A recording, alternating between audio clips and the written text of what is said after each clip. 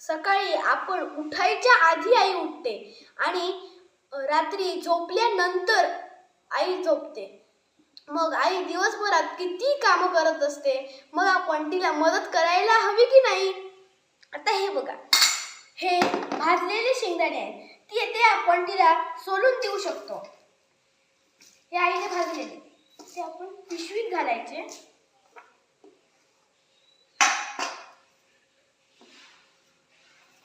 आणि आपण असं करून तिला सोलून देऊ शकतो. ते आता हे आतमध्ये सोलले.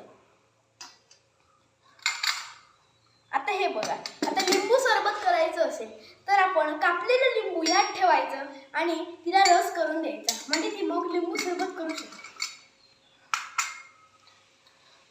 आता हे यात आपण कांदा मिरची असं आईकडून घालून घ्यायचं आणि आपण ही थोडी ओढली की ते मग चिरून घ्यायचं. असं आता चिरत.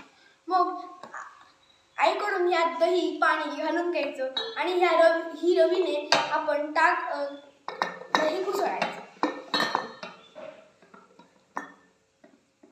आणि मग ताक तयार होतं.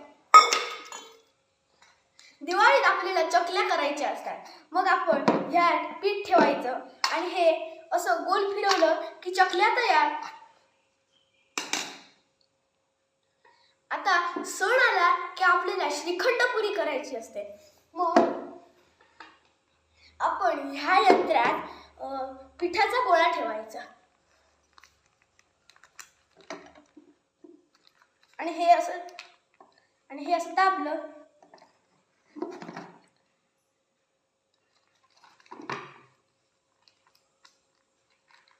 की मग पुरी तयार.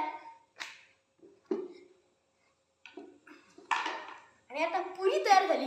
मग श्रीखंड आईकडून या चक्का घालायचं आणि साखर घालायची आणि मग हे गोल फिरवायचं. मग श्रीखंड तयार. मी महिन्यात आईला मदत करणार आहे. तुम्ही सुद्धा करणार ना? धन्यवाद.